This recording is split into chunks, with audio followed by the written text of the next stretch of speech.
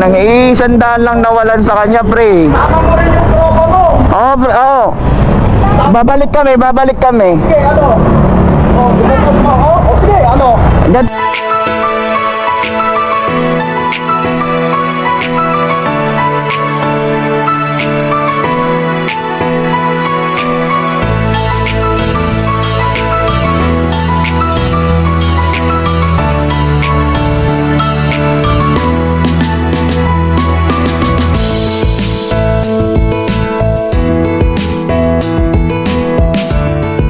Mga kwela, mga kabiyaya, yan. At kung napapansin nyo, ito pa rin yung suot ko. So may biglang send na naman si Sir Gomez. Yan. Martin pala. Martin na Gomez pa. Yan. Siya, Sir, salamat. So ito daw ay isang video ng isang rider na may naging kasagutan at muntik pa silang mag-away. So pinapatignan niya sa akin nun. Gusto niya mareaksyonan ko para kung sino daw ba talaga para sa akin yung may mali dito sa video na to. Tayo nga, sabi niya baka sakaling sa kaka-push mo na mapanood ni Rapi Tulfo, ni Idol Rapi Tulfo, ni Senator Rapi Tulfo na baka daw mapansin tong video na to at matulungan tong rider na to. So, sobrang nakakawa daw yung rider dito. Sabi niya, so hindi tayo magiging one-sided dito. Kailangan natin maging neutral. Kasi syempre, hindi natin pwedeng may isa tayong kampihan lang, no?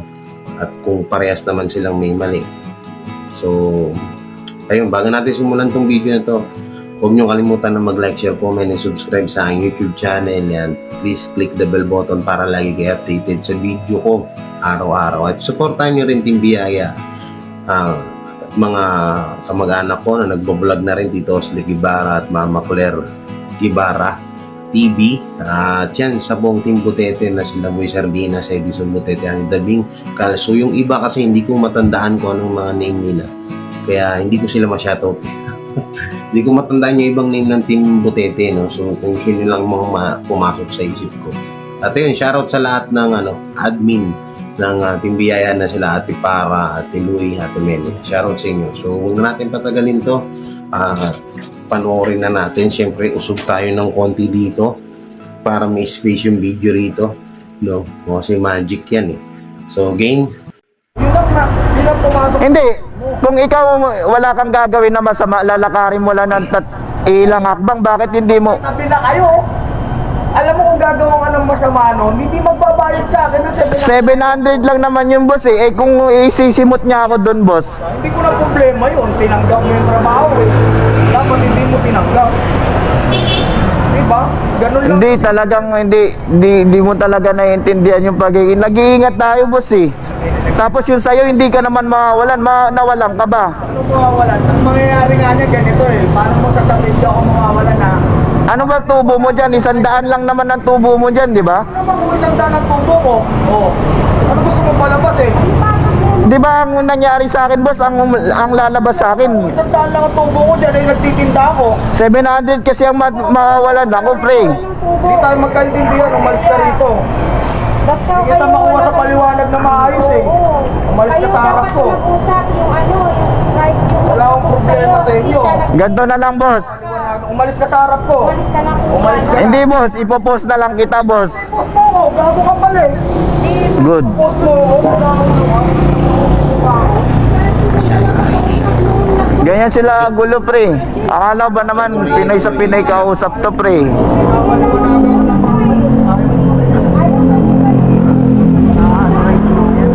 Tangin nang isandaan lang nawalan sa kanya, pre. Tama mo rin yung tropa mo. Oo, pre, oo. Babalik kami, babalik kami. Sige, ano? Oh, bumukas mo ako? O sige, ano? Ganto kasi yan, boss. Taga rito lang din ako, boss eh. Taga rito lang din ako, boss. Ako taga rito ah. Ang akin lang, kapwa-taong Pinoy tayo, pre. Kayo mali ka. Ayaw mo tumanggap na mali. Nag-iinit mo yung ulo ko eh. Tarantado ka eh. Ikaw ang Nawalan ako ng 700, boss eh. gago na pare nag-book. Ng 700. Siya ng 700 kagabi. Tapos ang customer ko nagbayad sa akin. Nagkita na sila, gusto nilang kunin sa akin yung pera. Dahil nagkasilina ka. Nasaan nyo yung item mo? Nasa akin yung item, boss eh. Ang gagawin ko lang, Usap mo yung right. isosoli ko sa kanya. Tapos ibabalik lang yung pera. Hindi naman siya nawalan, di ba, boss? Ito yung item niyo, oh. Dala ko. Ako, boss, nagbayad ako na 700, boss. Oh. Tapos hindi ako binayaran ng shipping fee mula Valenzuela hanggang San Pedro. Nagula? Oh. Kausap nung Pausapan niyo. Nawalan na ako, pre. Okay na ako dun sa hindi ako babayaran ng shipping fee. Basta ang akin lang, ibalik yung item sa kanya, ibalik din yung nilabas ko 700. Hindi, malinaw, di ba, boss? Nawalan ba siya? Hindi, di ba? Mabibenta niya pa to sa iba, boss, eh. Kasi shop niya to, tama, no? Pausapan niyo ng maayos. Hindi niya maintindihan bilang rider, boss. Ano ba ito niya, pre? Ano bang ano yan? Upshifter. Ah, shit. Ba't kinaset ba naman yan? Side mo? Delikado yung nagkita na kami, boss, ganito. Ito, nandito ako, tapos nandyan siya sa bike. Gusto niyang pumasok ako dun sa iskinita. Sabi ko, dito tayo, boss, tinatawagan ko, dito tayo, boss, may ilaw kasi sa pwesto ko. Tapos ang dami nila dun, boss, nagiinuman. Oh, ipapasok ka ba dun? Pag-usapan niyo ng maayos yan. Hindi, wala na, hindi ano yan.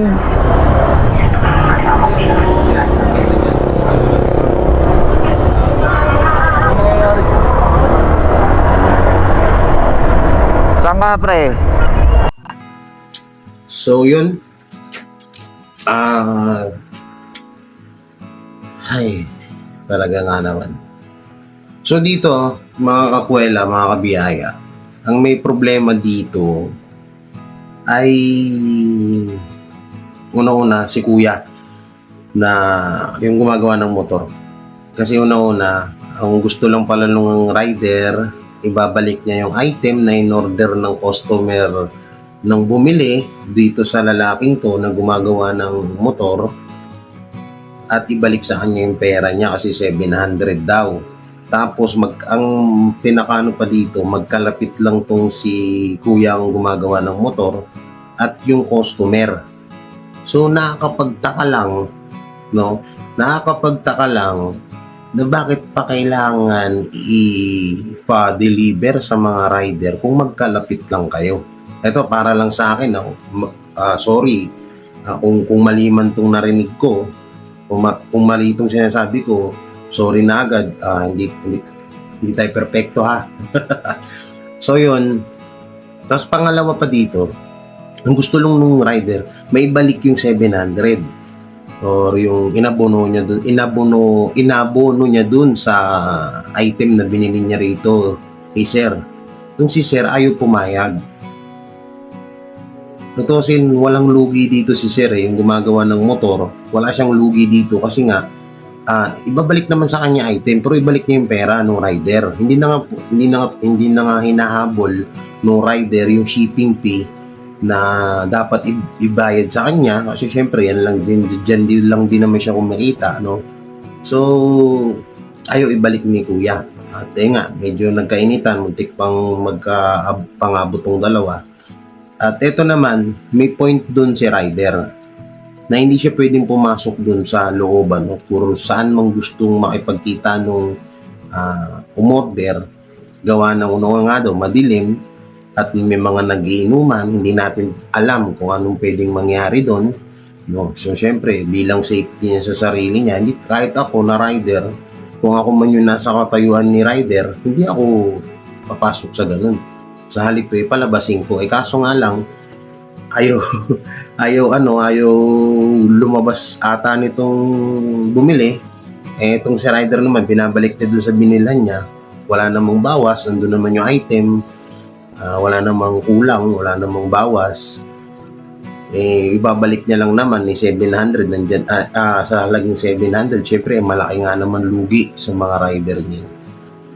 So ito kasi kadalasan talaga kawawa yung mga rider dito.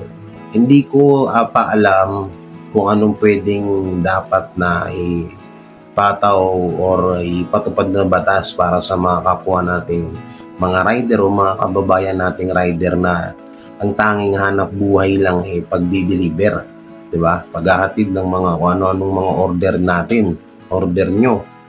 So, kung tutusin, kadalasan may mga nasasaktan, may mga sinasaktan, may mga hold up, ng mga rider dito sa Pilipinas. So, sana isa din to sa mapukusan ng mga ng mga kinaukulan, no, na mabigyan sana nila ng safety itong mga rider na to. Kasi napapansin ko halos kadalasan kung yung nakakita nyo na yung mga nagtitrending, di ba, no, na sa Rapid Tulfo, sa Rapid Tulfo in action, yung mga lumalapit doon ng mga rider na may sinuntok, may binanatan, may sinaktan, dahil minsan napagbibintangan sila na scammer sila, kasabot sila ng scammer. Although may ganun talaga guys, na may mga kasabot talaga ng mga rider ang mga scammer, pero hindi naman ho lahat, no.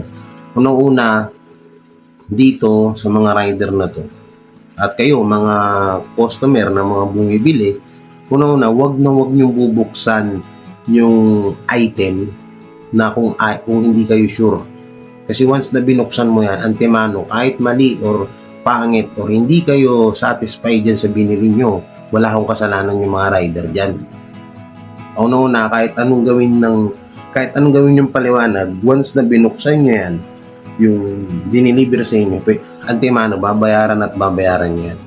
Hindi pa pwedeng hindi, kasi mag-abono dyan yung mga rider. Kawawa naman yan, magkano lang naman din kinikita ng mga yan. May mga kaibigan ako mga ganyan, mga delivery rider, delivery boy. Kaya rin ako dyan, relate din ako sa mga ganyang issue. Nung nakaraan nga, may nag-viral, mali yung diniliver.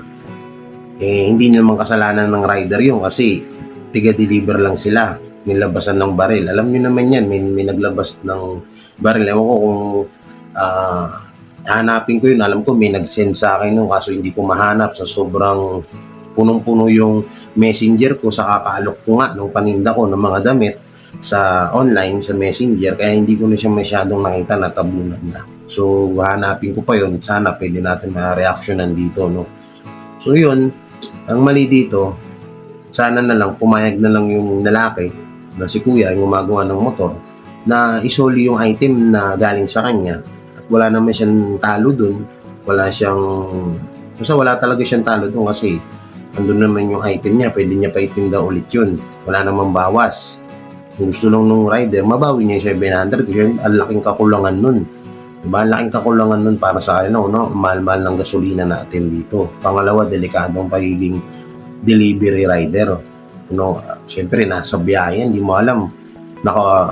Ang bagal-bagal ng patakbo mo or traffic or mabangga ka bigla dyan. Diba? Hindi natin alam yung peligro na dinadanas nila sa araw-araw. Kaya tayo naman ng mga umu-order, panatiliin pa rin natin yung pagiging kapwa Pilipino natin. Hindi naman ibang dugo yung mga yan, kababayan pa rin natin yan.